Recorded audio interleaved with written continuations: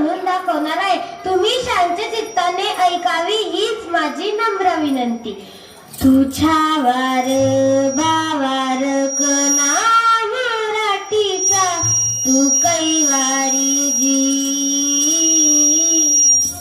तू अस्मिता कीर्ती तू अभिमान मातीचा, तू शुभाचा मावळा जी. हे नव्या युगाची पहाट श्वासात नवनिर्माण लहरून देऊ राजी.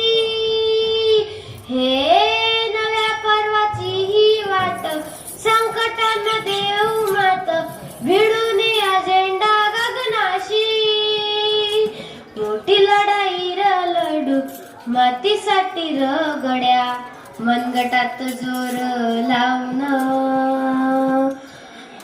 दाटला जरी अंधार एकजूट होऊ आज दिवा तेऊ तेज दाऊर.